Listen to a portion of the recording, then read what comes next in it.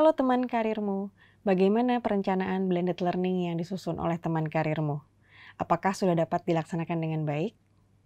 Jika masih menghadapi banyak sekali hambatan, terutama dalam hal mengkomunikasikan aturan-aturan dalam pelaksanaan blended learning di kelas, maka kita perlu nih untuk mengevaluasi kembali kesepakatan belajar yang sebaiknya ditetapkan di awal pembelajaran.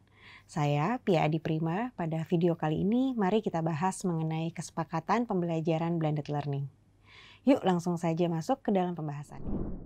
Tantangan yang berpotensi muncul dalam pelaksanaan blended learning adalah tentang bagaimana mengkomunikasikan proses belajar yang dilakukan. Hal ini dikarenakan terdapat banyak sekali penyesuaian yang dilakukan dalam proses pembelajaran jarak jauh, terutama dalam penggunaan teknologi dan durasi waktu yang digunakan untuk belajar secara mandiri atau tatap muka secara virtual. Semula kegiatan murid terpusat pada pembelajaran yang dilaksanakan di kelas secara langsung, sesuai dengan waktu yang telah ditentukan. Sedangkan pada pembelajaran yang dilakukan secara jarak jauh, guru harus mengkomunikasikan berbagai instruksi pembelajaran melalui aplikasi pesan, memberikan penjelasan mengenai penggunaan media belajar atau aplikasi kepada murid, hingga menyampaikan tentang alokasi waktu yang dibutuhkan untuk pembelajaran sinkronus maupun asinkronus. Jadi membuat kesepakatan pembelajaran bersama murid menjadi hal penting yang perlu dilakukan dalam pembelajaran blended learning.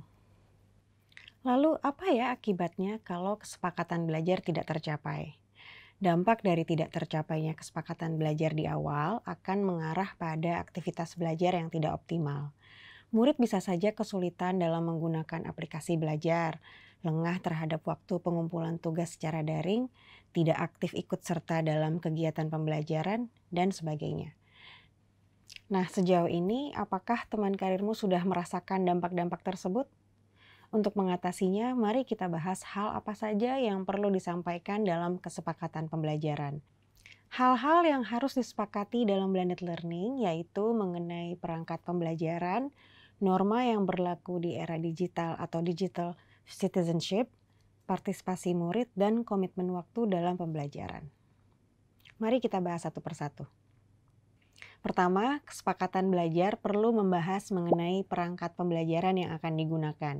Penting bagi guru untuk mengkomunikasikan dan menyepakati pilihan perangkat pembelajaran yang akan digunakan agar murid dapat lebih siap untuk belajar. Nah, dalam hal ini pastikan pemilihan perangkat pembelajaran sesuai dengan kebutuhan dan kemampuan muridnya ya. Untuk membuat kesepakatan, guru perlu menentukan terlebih dahulu perangkat apa yang akan digunakan selama proses pembelajaran. Guru dapat berefleksi dengan menjawab pertanyaan berupa gawai apa yang digunakan oleh murid, apakah komputer, laptop, atau smartphone. Selain itu, aplikasi apa yang dibutuhkan dalam proses pembelajaran? Apakah murid menguasai penggunaan aplikasi itu atau harus dipelajari terlebih dahulu? Apakah aplikasi tersebut perlu diunduh atau sudah tersedia pada gawai masing-masing? Dan pertanyaan-pertanyaan lainnya. Guru harus memastikan bahwa proses belajar yang akan dilakukan dapat diakomodir setiap gawai yang dimiliki murid. Selanjutnya, hal yang dapat dibahas mengenai kesepakatan pembelajaran adalah tentang digital citizenship atau norma yang berlaku di era digital. Guru dapat membantu murid memahami konsep ini. Contohnya dengan mengkomunikasikan ekspektasi tentang perilaku yang pantas dilakukan di forum dan di diskusi daring, bagaimana menghormati privasi orang lain, tidak melakukan plagiasi, serta tidak melakukan perundungan atau terlibat dalam perilaku berinternet yang negatif, dan seterusnya. Teman karirmu bisa memberitahu mereka bahwa guru tidak akan mentoleransi segala perilaku perundungan daring atau cyberbullying yang dilakukan secara virtual. Kemudian, kesepakatan belajar harus melibatkan partisipasi murid dengan memberitahukan ekspektasi seperti apa yang ingin dicapai selama proses pembelajaran. Untuk membangun partisipasi tersebut, guru dapat mengkomunikasikan interaksi seperti apa yang perlu dilaksanakan berdasarkan tujuan pembelajaran, termasuk tentang seberapa intensitas interaksi yang perlu dilakukan murid untuk mencapai pembelajaran yang optimal. Misalnya teman karirmu bisa menyampaikan seberapa sering murid harus terlibat dalam forum atau diskusi, baik dengan memberikan pendapat melalui kolom chat, menghidupkan mikrofon ketika dipilih untuk memberikan pendapat, dan lain sebagainya.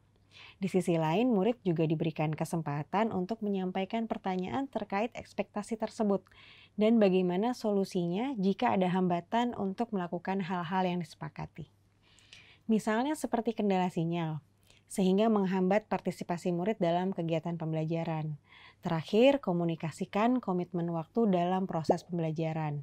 Misalnya memberitahukan berapa lama waktu yang akan digunakan untuk sesi tatap muka virtual, kapan waktu yang tepat untuk menghubungi guru ketika ingin bertanya mengenai pembelajaran, dan lain sebagainya. Hal ini perlu disampaikan dengan tegas oleh guru agar murid dapat mengatur waktunya dan mengikuti proses pembelajaran dengan optimal. Nah, teman karirmu, itulah beberapa hal yang perlu diperhatikan dalam membuat kesepakatan pembelajaran blended learning. Yuk pastikan Anda menerapkannya dalam blended learning yang Anda lakukan ya. Sekian pembahasan mengenai kesepakatan belajar dalam blended learning yang dapat diterapkan sesuai kebutuhan Anda. Sampai jumpa.